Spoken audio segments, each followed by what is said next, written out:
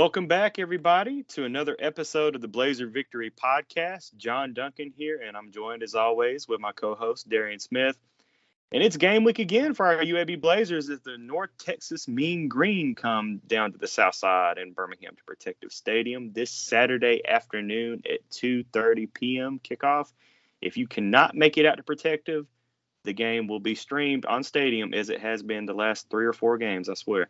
But we definitely hope that you certainly can make it out to Protective Stadium because, guys, it's senior day. I mean, this is going to be the last time a bunch of these guys are able to play a home game in Protective Stadium, let alone, too, the 4 guys that have been there since the return. So we certainly hope that if you are able to, get down to Protective Stadium this Saturday afternoon to help cheer on those guys and cheer on the Blazers and Darren, see if we can right this ship. Right, man. It'd be so weird not seeing Noah Wilder out there. I feel like the dude's been playing since I've been playing. Yeah. So that'll be really, really weird. And I remember the year we recruited Starling Thomas, and it was a big time getting him from Ramsey, and then he was able to. I know he developed a good relationship with C.D. Daniels that year, and we were able to get those two were pretty big to get, and just to see how they've grown with the program, never wavered. That's been pretty special to see. A lot of these guys that as part of those earlier recruiting classes, just to see that this would be their last year playing, man. That's pretty tough. You grow attachment to these guys over a while, especially when you see them during the recruitment process, and you're happy that they commit, and then you're happy that they stay and that they don't transfer, and just to see them graduate from that program. I can go through a lot of these guys and tell you what high school they went to, right? What star player and all the yada yada yada. So yeah, it's cool. It's cool seeing all those type of guys. I think it'll be Kyle Harrells. He's a senior, right? Mm-hmm. I mean, and I'll tell you what, though, what really it didn't get to me until Grayson Cash at the presser on Monday. I mean, just talking about what he went through, being recruited to, and then having to play in Legion Field for a couple of years. But it's like you're a part of, the return of the UAB football program, and you got to see it kind of build back from the ground up. Right. Go to take this thing to heights that it's never been, and knowing that stamp mark your legacy on this football program, that he'll be able to tell, if he has kids and then grandkids, on down the line, that, hey, he was a part of this build. Right. And this is so cool, especially for the fans that follow these players. I remember Grayson Cash, he was a big time get coming out of Hewitt Trustville. There's no notes in front of me. I think a lot of us, we can remember these guys. I know it's comforting for their parents, if they were to hear this, that hey, we are very familiar with your son. He came in with the other guy. I can't think of his name. He ended up transferring out. Yeah, okay. It started with an A. The last name started with an A. Yeah, I can't remember. It was kind of hard to pronounce, Yeah. The speed. But they came in together, but Grayson stayed, and I remember I was wondering what position Grayson was going to play because he was a dynamic receiver. He scored. I remember watching highlights of him all the time scoring. Every week he'll be getting in the end zone, making some game-changing play. But to see that he didn't have any ego. He played defense, he stuck to it and became, because he's not the fastest guy, but he is always in the right freaking spot. He is. He knows where that ball is going to be. Every time, whether it's a tackle or interception or a big time play, he has been the guy for the team to turn momentum every time. So just to have Grayson on this team and all those other guys, and Grayson and Noah and players like that, man, they helped this program build from the ashes, and we're indebted to them. The fans, we love them. They'll always be loved here. So no doubt, and support these guys. And also, it's the Salute the Troops Saturday too. So with Veterans Day coming this Friday, definitely have that going on as well. And I know we've got a few listeners, that have served, and we thank you so much for, all that you've done and all those that, that you continue to serve. But definitely looking forward to that. And let's get a good crowd. Darren, I never like to be negative towards attendance, but that UTSA game, man, I get the weather was bad. And honestly, I get why a lot of people stayed home because the weather was bad and we weren't performing well. But this Saturday, weather's looking better, high 50s, I think. No rain in the forecast. Hey, so get down to Protective if you can. Yeah, that's football weather. It's gonna be always. You can't do nothing about the heat, but with the cold, man, you throw on the. Oh, I'm trying to lob it out for you.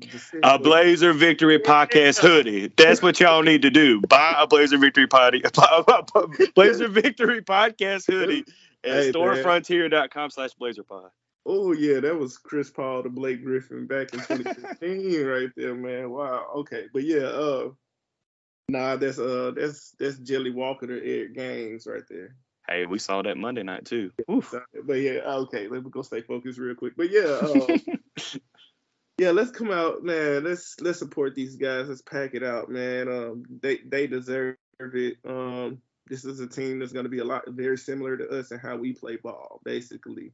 I'm gonna be honest. They're a team that they, he said run the ball. They like to play action. They push it downfield. We like to do that.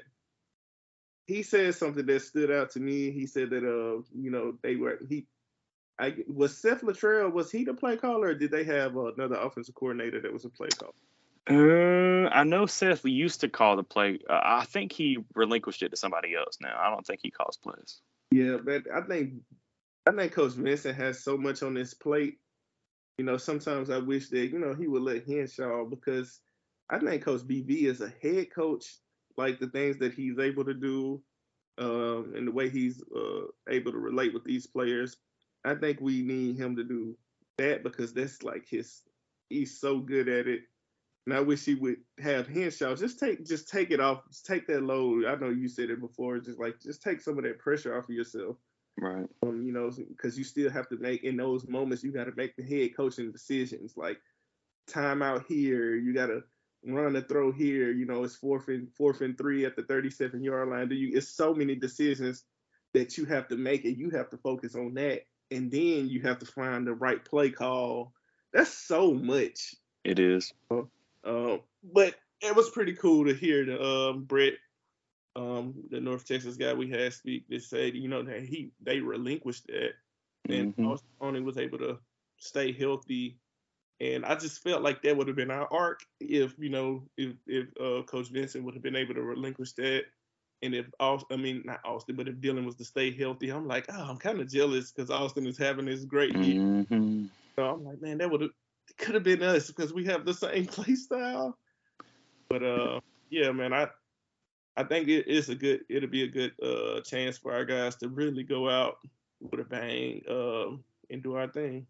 Definitely. And yeah, in a few minutes, we'll roll our interview that we had with Brett Vito, who is the North Texas beat writer for the Denton Record-Chronicle. He does a fantastic job. He's been doing it for years. So, Brett, thank you again for coming on. But we'll roll that interview in a few minutes. But definitely give him a follow on Twitter at Brett Vito, Vito.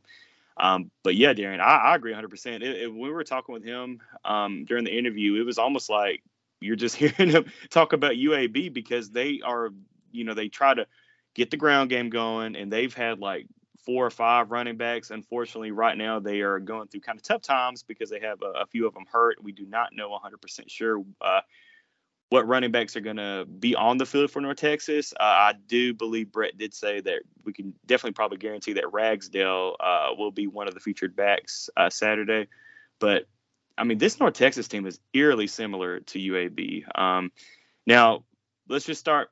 Overall, UAB owns the series against North Texas 5-1, and North Texas has never beaten UAB at UAB in Birmingham. Just kind of looking at the team, North Texas comes into this matchup 6-4, 5-1 in Conference USA play, and that only loss in CUSA play was to UTSA in the Alamo Dome, and that game they led most of the game, so that was a very tough loss for North Texas. But other than that, they've been playing really well lately. And this is a huge game for both teams. North Texas, hey, they're trying to get to the Conference USA Championship. And for UAB, I mean, I can't imagine this team not being bowl eligible, Darren. UAB has been bowl eligible every year since Bill Clark, took over and since the return. And the first year Bill Clark is steps down or steps away, and we're not going to go bowl eligible, man. That would be terrible. But if UAB can get this game Saturday and go to 5-5, needing just one more win, not going to get LSU, but if you can beat Louisiana Tech in 2 weeks in Ruston and get to 6-6, hey, it's not good. What was that? What was that? Get one of them teams in Louisiana, You're right. Hey, yeah. I mean, hey, if you get LSU, hey, I mean, maybe they'll be, since they lost to Alabama. I mean, since they beat Alabama, maybe they'll just be riding too high and kind of overlook us. So I don't know, but we definitely need to get this game Saturday though against the Mean Green. Right. And I mean, honestly, like North Texas, they've been playing their best ball these last few weeks. They've won 4 out of the last 5, as I just mentioned. Very similar to UAB on the offensive side of the ball, and kind of in my notes, this is kind of weird, but I put kind of an upgraded version of UAB's offense. It's where UAB just has Skull and Debo. I mean, literally, these guys. There was 4 or 5 running backs that North Texas has used this year, and every one of them have contributed. I think 4 of them had 100-yard games, 3 or 4. But I mean, this is a very experienced offensive line in North Texas. UAB has a very experienced offensive line. I mean, it's just going to be who wants to be more physical this Saturday. I think who wants it more. Yeah, I think this is one that we can come away with, especially with with Steve officially tweeting out that Dylan's going to be starting. Right. Like I said, I felt like Dylan was really turning that corner. He was going to be him. Dylan was going to be the man. I felt those 300-plus yards passing game. Like, I felt those, like, the way he was just running the ball and using the wheels. And just making good decisions, too. Making good decisions. It's like that trust was like, hey, put it in his hands. Like, I kind of, this is just me talking, I kind of wanted the ball in his hands more than Debo sometimes, because I started trusting what he was going to do with the ball. And then I'm like, we have the ultimate weapon in Debo that we can hand it off. But the guy that's going to orchestrate this thing was Dylan. And that trust was right there. And I felt like we was going to smash Western Kentucky. I'm going to just be real, especially with him. But, that happened. But hopefully, like, it's good that he'll be back. And hopefully it's going to be just right back picking up where he was left off at. See, that's the concern for me. Like, you've been out for a few weeks now. Are you going to come back rusty those first couple drives, or are you going to kind of just get back to the grind? And, throw that thing a couple times in practice and come on with it. Like, back to where you was at, that's the hope, man. Just put it in his hands, let him swing it around, get him in rhythm. That's one thing that's really been a knock on us this year. It's like we haven't let our quarterbacks get in the rhythm, and if it's one thing we should have learned from last week, it's like we finally by force, Jacob Zeno, we finally let him get in the rhythm, and just like let's work on our tempo. Tempo has something to do with getting the quarterback in rhythm. Let's work on getting these plays in on time. Please. Get in the rhythm. Let them dissect the defense. Let them go to work. And I think once we do that, like, we have a pretty good offense in there. Like, I know that sounds weird, but it's true. And because we were able to see it with our backup quarterback against a good team. Hey, Darian, real quick too, bro. Like, if we can't get these play calls in, I'm gonna start having Cedric Buchanan just yelling the plays on the field, because he'll get it in there. He'll get it. Hey, champ is here, baby. he'll get it in on there, man. But yeah, I think if we can get those plays in and just give Dylan a chance, give him the best opportunity. Please. It ain't about just giving him a chance, but refining that chance word. Refining it, and don't give it to him. Don't give him 3 seconds on the play clock to, get it off real quick. Give him a good 13 seconds, to dissect, look around. Let the offensive line look and see. offensive line, let's work on cadence. Mm-hmm. Cadence, because I was thinking about this earlier too, but cadence can be such a weapon. As a center, that's one thing I appreciated. Is I always wanted us to practice cadence more. Sometimes it seems like people skip over it, but it's so important because you take away, if you're able to like be if you're able to be kind of complicated with your cadence, like, okay, we're gonna go on the third, go. You know, you can get up there, you say, clap your hands, go, go, then go. They here go again, and it's like, oh, you're taking away the pop from that. You know, sometimes they can read you and they get that first step on you. Mm-hmm. If you take that away from defense, that's so much. You have because D linemen ain't smart, you know. You'll have them thinking, and then, but you have to be a focused group. And I was very, very disappointed in that group because we're older on that line. Mm-hmm. It's not a bunch of young guys, but that need to be repped in. So not only are we not getting penalties, but we're drawing them offsides. We're taking away their pass rush in there. You can do so much with cadence. Just being mentally strong, you can do so much. So hopefully we just rep that over and over and over and over. But at the same time, we got to get the plays in. Yes. Time to give them time to make their calls and focus on the cadence. But that's, it was a little rant, but you know how it is. No, hey, 100% agree with you. And also, I mean, just some other keys to the game, I think, for UAB to, defeat the Mean Green this Saturday. Obviously, they're going to have to stop the run, the rushing attack from the Mean Green, no matter who's running the ball, because they do have a very good offensive line. And number two, don't allow their wide receivers to get past those safeties. Like, if you're a safety, whether Jalen Key or your Cash or Bowler, do not let these wide receivers get past you because they love to run play action, as Darian mentioned earlier in the episode. Like, they'll kind of lull you in and then hit you over the top, just like UAB does. Yeah, so you're just going to have to be very disciplined. Yes. We ought to be to it. We practice, I mean, yeah, for sure. And I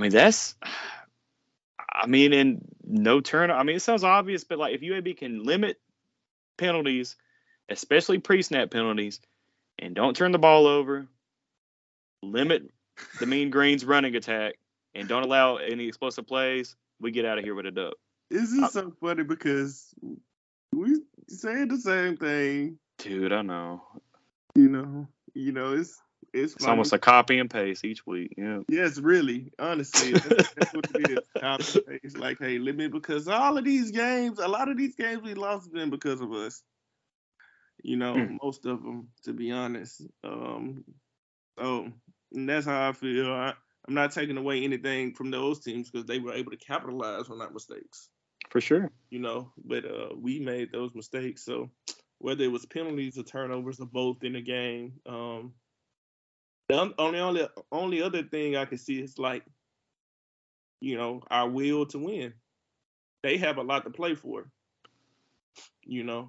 What will our guys?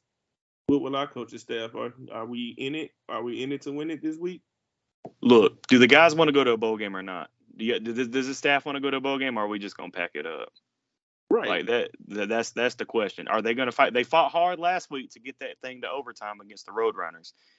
We gave them credit in the recap of the UTSA recap.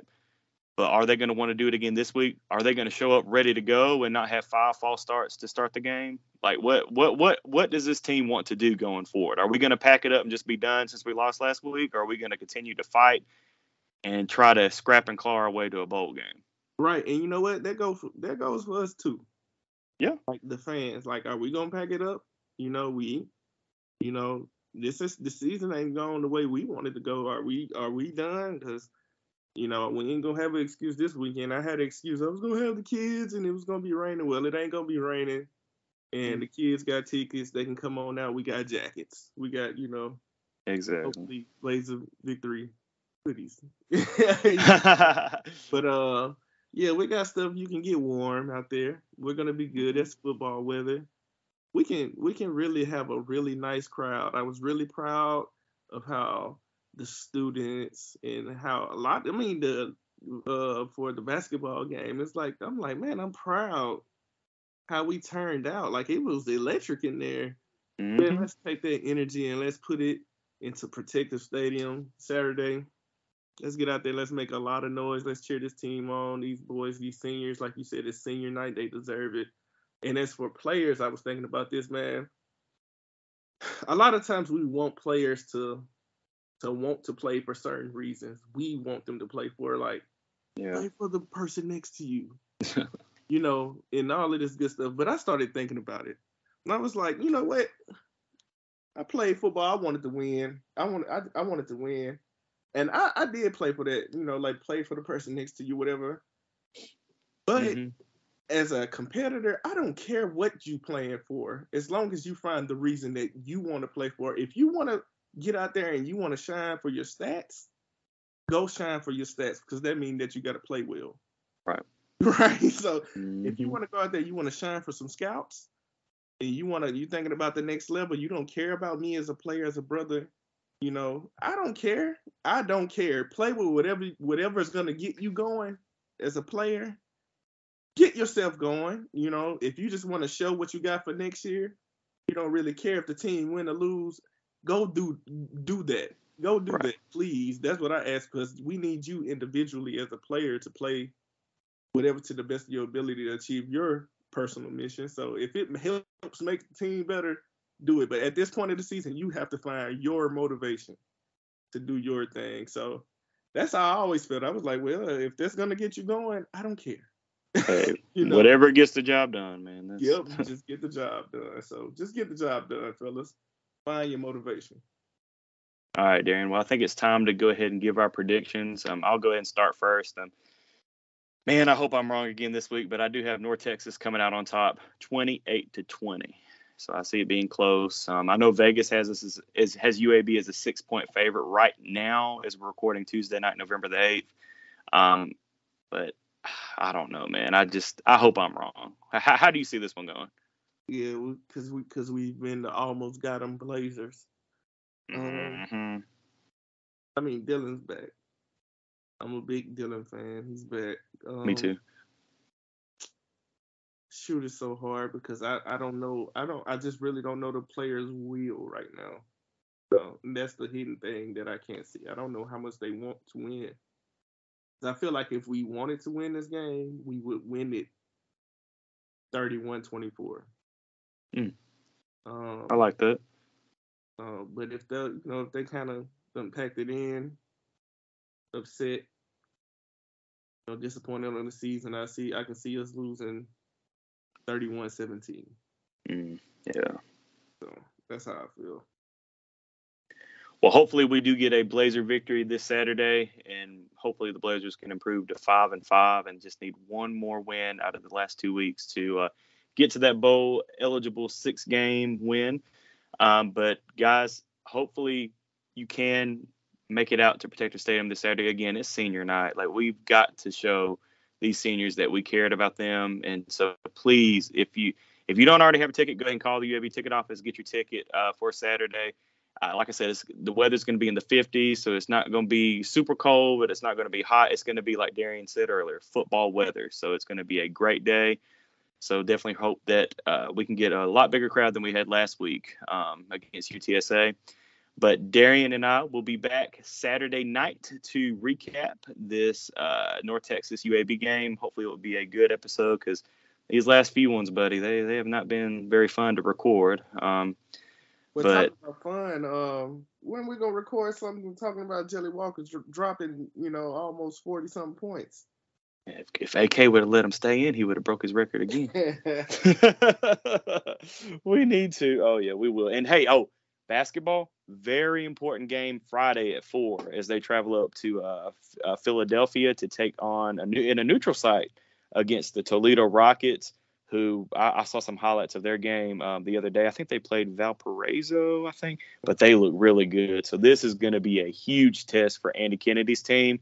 They're already 1-0, beat Alabama State, but they're going to have a tougher test this Friday on Veterans Day against the Toledo Rockets. So definitely hope that they can come out on top. And we'll talk about the team, but they look good.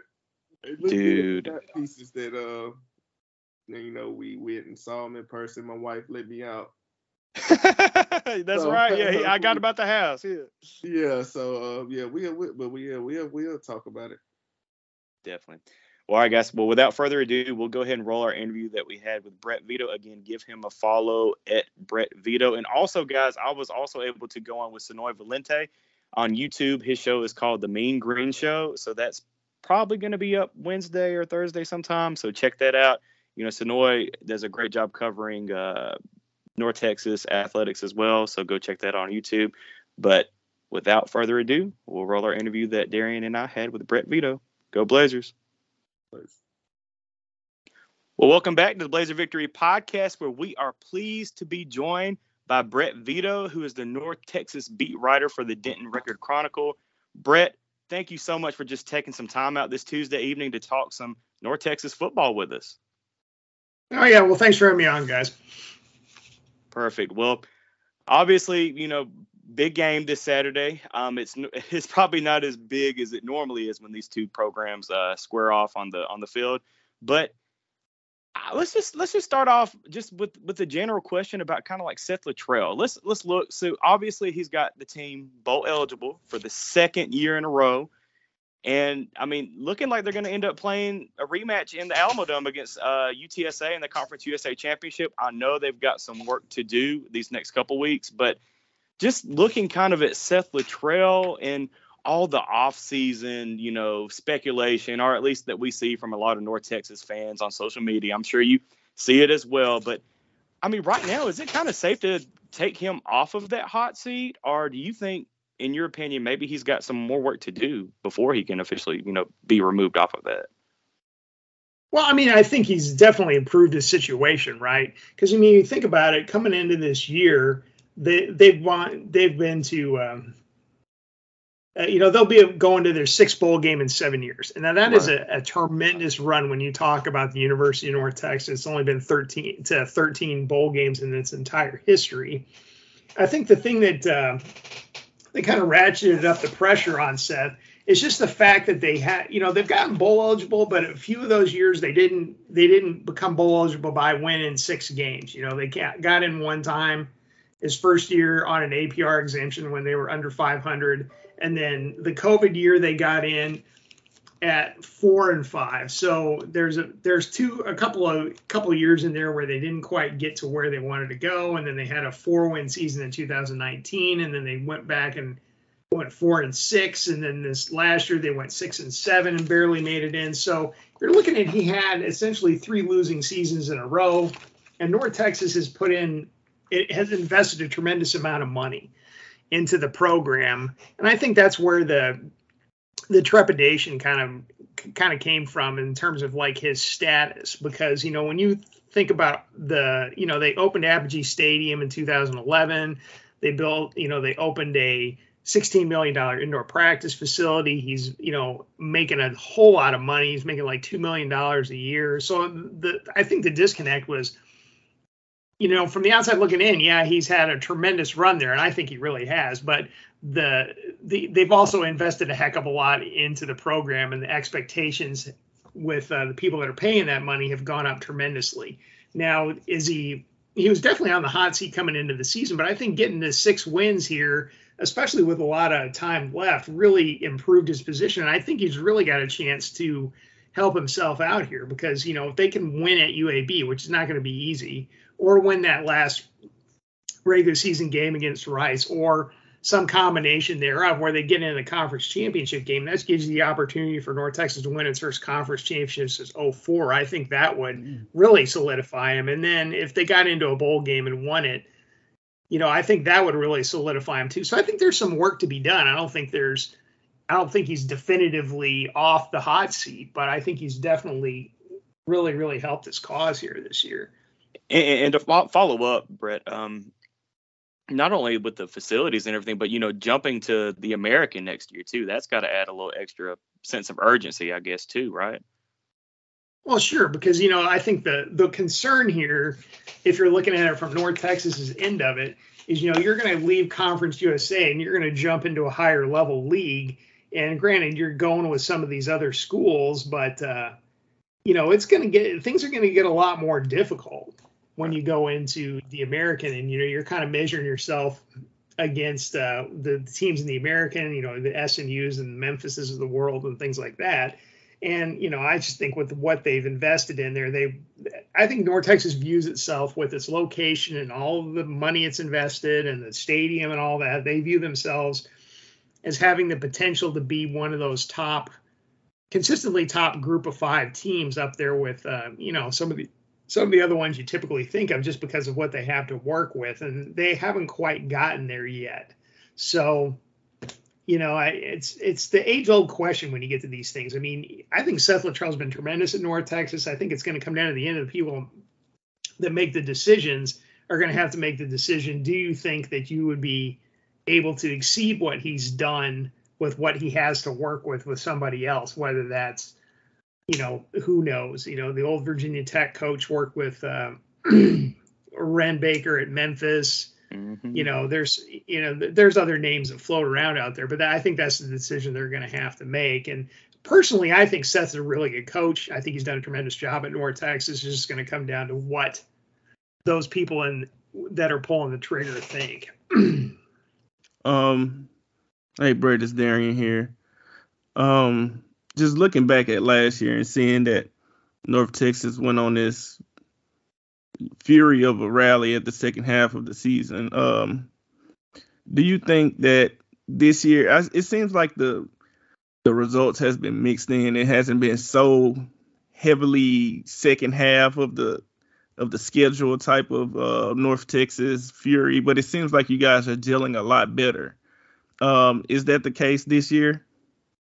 Yeah, I mean, they found it last year at the end of the year when they went to Austin Aune at quarterback, and he kind of got settled in, right?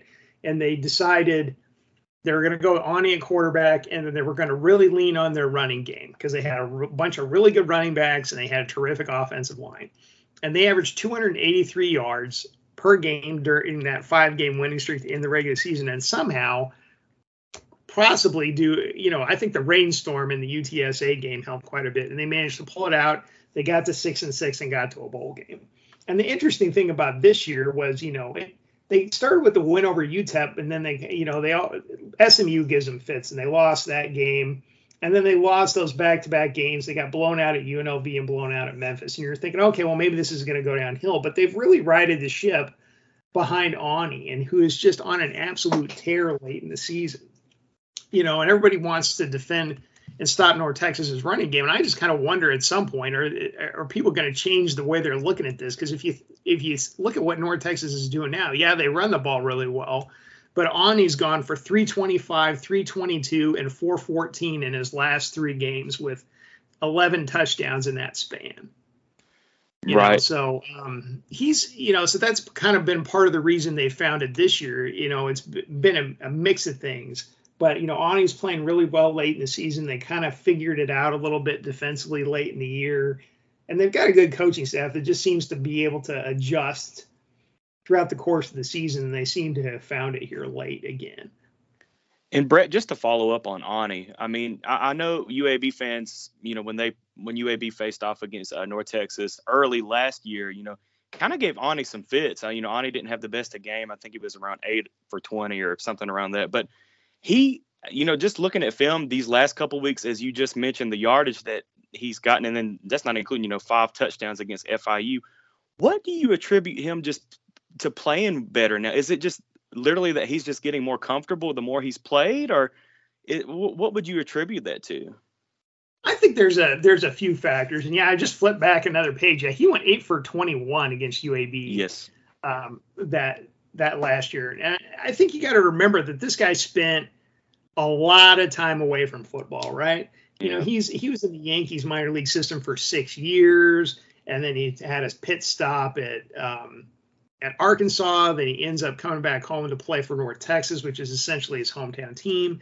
And, and he kind of had to fight through winning the job, and then he gets in there and he's kind of got to learn to play the position again. And then they had a rough go with the quarterback coaching position there. Didn't really work out with some guys, and Tate Wallace, that whole disaster where they went without a quarterback coach for a whole year.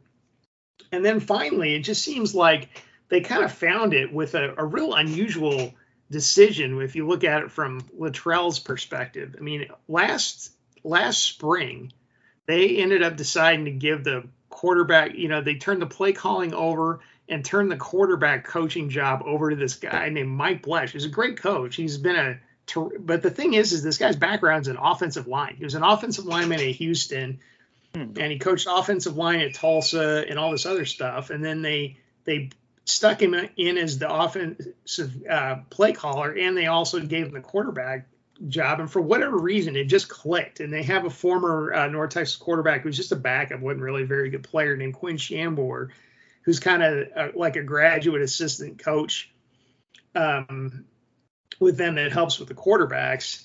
And then, so I think that really clicked. And then I think just the experience of getting some games under his belt and things like that. And they also got a lot healthier at wide receiver. And that's really helped a lot too, because if you remember last year, they had a really bad run of injuries and / guys getting kicked off the team early last season. And they really didn't have much at wide receiver. So Austin didn't have a whole lot to throw to. All of a sudden this year, all these guys have kind of started to find it. Like he hit, I think it was 9 guys last week in the win over FIU, and it was 10 in the win over Western Kentucky. And some of these guys are pretty good players that they brought in from various places. Macklin, came in from Missouri. Jair Shorter got healthy, who's having a big year. He's had like a touchdown catch pretty much every week. They got a young tight end that's kind of come on named Varkey's Gums. They got another good tight end named Jake Roberts. So I just think all those factors, him getting comfortable, getting a better quarterback coaching situation, and then just the receivers he has to work with have really benefited him and, really vaulted him to the top of the NCAA leaders board, which is pretty amazing when you think about, where he came from. I mean, he's tied for 3rd in the country with 28 touchdown passes and is in the top. He's in the top 10, I think, in passing yards as well, if I flip down here a little bit. Wow, I didn't realize he's that good. I mean, I know he's been good of late, but wow. Yeah. Well, he's 8th in passing yards and tied for 3rd in passing touchdowns on the season. That's pretty cool. He's not complete. And he's also, the other interesting thing about him is that the one, I think statistics are sometimes kind of, can kind of muddy the picture or whatever. But the other thing you really look at is he's also, by a mile, has the most yards per completion in the country by a long shot. He's averaging essentially 16.2 yards per completion. The guy that's sitting in second place is another Conference USA guy. It's Parker McNeil at Louisiana Tech's at 15.5. So every time he hits a ball, I mean, it's going way down the field. Dylan Hopkins is also way up there. He's at like 14.7. But that's kind of their offense. They run the ball and they hit those play action passes down the field. And that's really what he's excelled at and has allowed him to be, a pretty dynamic player this year. That's pretty cool. I got a couple questions from that. First question is, how old is Austin Oney? He's 29, isn't he? 29? Yeah. Well, yeah, I've written this every time, but his birthday falls right in the middle of the season. So, he's like 29. He's got a little daughter. He got married since he came back. So he's an older guy. I did not know that. Okay, that's pretty cool, man. Like you got teach, you got retirement, probably got 401 and stuff going. I like that. That's the downside of it. I mean, you can understand why I went to play baseball. I mean, he was a 2nd-round pick with the Yankees and got $1 million signing bonus. So. They took it out of here. I'd have to go back and really look it up. But, so you spend 6 years playing baseball, and he got $1 million to go do it, and it just didn't work out. And then he came back, he decided he didn't want to get out of it. He was going to have to go back to college, right? Because he didn't go out of college out of high school. So, I mean, as long as you're doing that, I'm not sure if he took classes while he was playing baseball or not. But, he came back to North Texas, and now he's got, like, a whole bunch of different degrees and stuff like that because he's been around forever. Yeah. So, I mean, the question is for him, if you're looking at it, you're talking about retirement and 401k and stuff. I mean, a lot of times people when you think about people in the working world, when you hit like 30ish, maybe you've got like 5 years of money into your 401k and, a little bit more of a run there in terms of stuff like that. And that's one thing he's kind of given up by doing the sports thing forever. So, wonder if that's going to come into play. Because the funny thing is, you talk about how old he is. I mean, he's actually got another year of eligibility left. He could come back next year. What? Yeah, because the COVID. Yeah, because the COVID year was there. So I mean, he's been he's been playing for all this time, and he's still got an additional year of eligibility left. Now, he told me before the season started, and we wrote it. He's like, well, this is going to be my last year. I'm having a daughter and all this stuff. But, now he's playing on great. And, before he was talking, well, maybe I'll try to see if I can catch on with an NFL team, see if I can chase my dream there. But like this last week after the game, some guy just offhand just asked him, not one of the regular media guys, but a guy that does a podcast kind of like this. He just offhand says, well, what are you thinking about? Is this going to be your last year? You're playing so well. And he's like, well, I'm going to give it some thought after the season. So, I mean, who knows? I mean, maybe they convince him to come back next year, because I don't think they really have a guy waiting in the wings that they feel real comfortable with. So, I mean, who knows? I mean, maybe he comes back next year. I think the chances of that may be a little slimmer than that, but I mean, we'll see what happens. That kind of reminds me cool. of the guy from Oklahoma State a few years ago. What was his name? He was around that age when he went into the draft. Brandon Weeden. Brandon Weeden, yes. Yeah, Weeden. Right. So there's a few guys that have been like that have. Weeden's one, and then there's been a few others, because I mean, of course, that came up. So that story ended up being written by me and everybody else. Is who were the other guys that went this route and had success with it? And there have been quite a few. But I just think that this guy's accomplished quite a bit. When you look at, you talk about that run last year where they won those 5 in a row. I mean, I think the credit for that obviously goes to Luttrell and what he did him and his staff did a whole lot of smart moves in terms of changing their offensive focus and doing a lot of other things. But as far as like the players on that team, I mean, he might not have been the best player on the team, but he was the one that was standing there in those press conferences when they were 1-6 and telling everybody, hey, we're close. I think we can turn this thing around. And I think he convinced all those guys on that team that they could do it. And he's the unquestioned leader of that team, along with a couple other guys. And I really give him a heck of a lot of credit for what happened late last year, because not only did he make some pretty big plays down the line in that 5-game winning streak, but I think he was the one that really convinced those guys that they could do it. And now all of a sudden you look back at the run that they're having now, and he's just playing terrific football. It's inspiration for me, John. Maybe I can go back and because I'm thinking about next year. You say he's 29. If he turned 30 next year and he's running it, I'm like, man, that's the story right there. 30-year-old college quarterback going to frat party sometime. That'd be funny. But I also heard you say Macklin, receiver from Missouri. That wouldn't happen to be like Jeremy Macklin's. Would that be any kind of relationship? Because I remember Jeremy Macklin. His brother. Wow. Okay, I knew that was too much of a coincidence. Okay. Yeah, so and that's one of the guys. I mean, there's a bunch of these guys, a receiver, that are really playing well for him right now. I mean, they've got, Damon Ward. He's a younger guy that's, that's kind of, well, I mean, he's a sophomore now, but he's really come on for them. Some of these other, Roderick Burns is one of those. He's like a slot guy that's been around forever and has just kind of been a productive player for a long time. Yeah, Jamori or Jay Macklin, well, he's gone by both. He came in from Missouri, but Jair Shorter been terrific for them. He's probably their best receiver. Jordan Smart had a big game last week. He's a transfer from a lower level school that came up and tried to give it a shot at the Division I level. Has really panned out, and so those guys have really come through, and they're going to need those guys this week, because I don't know if you guys read, probably not read my stories this week or not, but they've had North Texas had a horrendous run of injuries at running back, which was their deepest position heading into the year. And it turned out to be a really good thing that they did, because they lost, Oscar Attaway to what looked like an ankle injury. They're not going to talk about it, of course.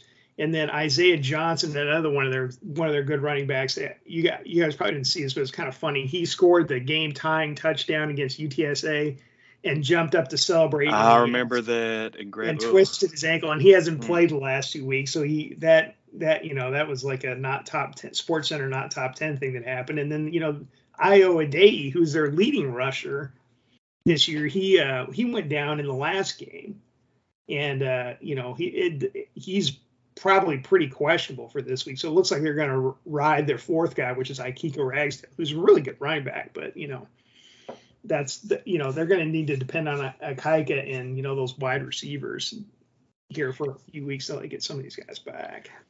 And Brett, I did read that your last piece that you put out, and I was going to ask about the running backs. I mean, I also saw that you had tweeted that was it Attaway that wasn't even on the depth chart for this week? Well, that's the thing. Oscar got hurt in that game, and it looked really bad. I don't know if you guys saw the highlight of it, but he got kind of, it was one of those things where some guy was kind of tackling him low, and then a guy from Western Kentucky came in and hit him up around the head. They reviewed it for targeting and didn't call it, but he essentially got high load, and then he got helped off the field, and it didn't look good. And they're one of those teams that doesn't talk about anything in terms of injuries. But when they took him off the depth chart, I think that was kind of the indication that we're not going to see Oscar again this year, which is really too bad because he's had a really rough go of it with injuries. He already missed an entire year with an ACL. So, we'll see what happens. But I think it looks like, depending on how fast Io can get back, and then maybe if Isaiah, because it didn't look like a badly turned ankle, just like he kind of rolled it a little bit. He might be back this week, but that's definitely one to watch. There is what they have at running back this week. But you definitely think that Ragsdale is going to get the bulk of the carries, probably? At this point, I would sure think so. I mean, okay. Latrell was talking today about how, they were absolutely mauling FIU at halftime. I mean, they just came out lights out and were up, 45-14 at half. Mm-hmm. And Latrell said that they didn't play him in the second half. I went back through the play-by-play just to look, and I think they threw him like a screen early in the second half, and then they looked around at each other and said, we just lost our third running back of the year, and we don't really have much left. Let's get him the heck off the field. And he didn't play much at all in the second half. So I think they're going to lean pretty hard on Akaika, who's been a good player for him. I mean, he's had some big games and has done some good things. His stats aren't all that impressive because, when you're splitting carries between like four people, it certainly doesn't lend itself to, to guys having big numbers. But that guy definitely has put up some pretty good numbers throughout the years. And I think that's just a testament to that offensive line too, Brett. I mean, they had an injury as well on the offensive line, but they seem to still be steamrolling people. I mean, it looks like the only team that they kind of struggled against lately was that UTSA game. But I mean, in looking at the film, it looks like that's just because UTSA kind of stacked the box on them. Well, that's what everybody does. I mean, the book on North Texas is, and this kind of played out earlier in the year, was what people are wanting to do is they want to take away, before these guys got hurt, they wanted to take away Oscar, they wanted to take away, Io and some of these other guys, and you've got this quarterback back there that really hasn't put up terrific numbers or anything like that, at least not early in the year. So everybody's kind of decided, okay, we're going to stack the box, we're going to make Austin-Ani beat us. Well, all of a sudden, Austin-Ani's kind of beating everybody, and if you look at it, I mean, they darn near beat UTSA. I mean, they essentially had that game won. Yeah, they should have. Yeah. Until Frank Wilson, who I think is a terrific player, led them on that late drive. But the thing that I wonder is are people going to adjust? I mean, does UAB look at this and say, Ani's thrown for over 320 yards each of the last three games. North Texas is down like 2 or 3 running backs. Are we really going to sit there and put 8 guys in the box? I mean, I think with a Akaika back there, they could still run the ball pretty darn effectively, and that offensive line is really good. And Akaika did have 119 yards rushing against Florida Atlantic earlier this year. This guy's, this isn't like some spare guy. I mean, this guy's a talented player. But I just wonder at some point, does everybody say maybe we ought to rethink the idea that we're going to put everybody on the line of scrimmage and put everybody, we're going to put our 5'10" cornerback out there against Jair Shorter, who's like 6'2" and built like a tight end and is one of the fastest guys North Texas has. He's been running by people all throughout the year and has had a bunch of big touchdown catches. I just wonder if at some point if people are not going to reconsider that strategy. Yeah, I can almost guarantee. I know what we'll do. We'll probably come out in the 3-3-5 and kind of play conservative, and kind of it'll be confusing, and we'll give up some yards in the run. But I can almost guarantee that we'll try to be patient and make you guys work your way down the field and score. That's why I think a lot will ride on that North Texas defense. What about this North Texas defense? Because I feel like the more opportunities you guys will be able to have, because we're kind of bend don't break, and we can get stingy about the end zone. But if that defense is able to get our offense off the field pretty fast and keep letting y'all, beat down on us, that's the key. So what about that North Texas defense? What would you say is the strength of this defense? Well, I mean, you talk about the way UAB plays it, trying to make people work your way on the field. That's kind of the Phil Bennett deal. Phil Bennett's been around forever. He's one of those guys. I mean, he's been the defensive coordinator at all kinds of big time power schools. I mean, he was at A&M and he was at Kansas State. I mean, the guy's one of the best defensive coordinators in the country. I don't think anybody would disagree with that. And the only reason North Texas has him is because he's real tight with Luttrell. He was an assistant coach at Oklahoma when Luttrell was the fullback, and has kind of been a mentor for him all these years. And he went through a bunch of defensive coordinators and could never find the right fit. And then he talked Phil into coming out of retirement to come coach their defense. And that's been just a tremendous boon for them, because Phil Bennett had the best. Phil's first year, they had the best turnaround in terms of yards per game in the entire country. And then he came back for another year, and now all of a sudden, he lost a ton of really good players. They lost two defensive ends, twins that transferred out and ended up at UCLA. They lost a defensive tackle that went to training camp for a while. They lost a pretty good safety, and they kind of had to rebuild this year. It took them a while, but it sure seems like they found it now, because if you look back the last couple of weeks, they gave up 13 points to a pretty good Western Kentucky team. And then they gave up 14 points to, an FIU team that's, isn't great, but still is a, Conference USA level team. So they seem to have found it. And the guy to watch on the North Texas defense is a guy named KD Davis. He's their linebacker, and he has a shot to become the all-time leading tackler in North Texas history. And he was a first-team all-conference selection last year, just a really good player. And, they've got a few pieces around him. He's the guy that really makes the whole thing go. They've got a couple of good defensive backs. One really interesting kid. He's a tiny little guy named Ridge Tejada. His older brothers all played at major conference schools and then went on to play pro ball.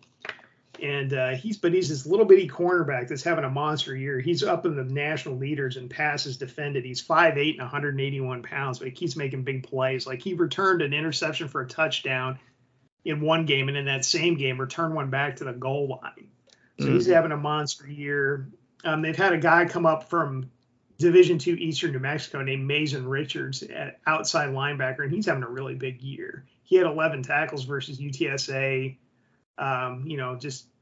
Just a really good play. He had 3 tackles for a loss versus Louisiana Tech, 3 sacks versus Louisiana Tech. He's another good player that they've got out there. And the thing with them is they're kind of like UAB in the fact that you're going to have to kind of drive it down the field on them to score. So, yeah, I'm sure that's going to be the approach they'll take against the UAB. And it'll be interesting to see how North Texas can stand up to that UAB running game, because, they lost their big defensive tackle last year, who was Dion Noville, who was such a integral part of their defense, and they've kind of rebuilt around some other players. But, it's not like they've got a monstrous defensive line or anything. Those tackles like 275. They got another defensive tackle. It's like 288. So, I mean, they're built more on kind of speed and quickness and not just raw power. As far as style of play, it seems like we're playing ourselves. The run game, play action over the top. I believe Dylan Hopkins would have had an Austin Oney type of year if he wouldn't have got hurt. Yeah. And that, with Dylan Hopkins getting hurt, that really kind of derailed the year for us. But it seems like he'll be back for this game, crossing my fingers. but our teams seem a lot alike. I didn't know how much alike on defense we were. So I'm gonna be pretty curious to see how this one plays out. Well, that's what Luttrell said too. He's like he was talking about this game. He's like, well, it's going to be a lot like playing ourselves. This is a team that's is built a very similar way in terms of, just quality defenses and a little bit of their strategy on defense and a little bit about run the ball and throw it down the field for big plays. I mean, that's kind of both teams' MO. So it's going to be a matter of who can, run the ball effectively and hit those big plays, I think is going to be what it comes down to. Definitely. And honestly, Brett, like looking, from Luttrell, like it's almost like UAB's been kind of a thorn in his side other than the 2017 game where UAB lost at North Texas. But in your opinion, what does North Texas have to do to get their first win ever in Birmingham this Saturday? Well, to me, it all comes down to the running game. I think if especially with North Texas being so banged up at running back, I think if they can get a Kika going and, get that running game going and, so that Austin can take some one-on-one shots down the field, I think that really helps. And I think you just have to, if you're North Texas, you just can't get torched by, McBride in the running game, because that guy's such a good player. I mean, you saw him take it, 70 yards to the house just this last week in that game. And I mean, I know they ended up losing that one, but they took UTSA right down to the wire. I mean, everybody was watching that, right? Watching it on stream at the end. Stadium. Well, yeah, because I mean, North Texas was blowing it, and there wasn't any big drama there. Everybody wanted to know, okay, does North Texas come into this next week, tied with UTSA for the conference league, because that's their big bitter rival, other than SMU, because it's an in-state school and there's been a lot of history there. So everybody's kind of watching to see what was going to happen. And then, UTSA just seems to be the team of destiny this year and kind of pulled it out at the end. But, that was definitely one everybody was eyeballing. And, it was an impressive performance by UAB to darn near pull that out, especially not having Hopkins. So it'll be interesting to see what happens if Hopkins comes back. How good is he going to be after being out for a while? Right. How that all plays out. And real quick, though, in regards to UTSA, I'm sure everybody else in CUSA, and the American next year can't wait for Frank Harris to move on and go pro and just get out of that program, because that dude's special. Yeah, doesn't he have another year too? He can come back one more year if he wants. Yeah.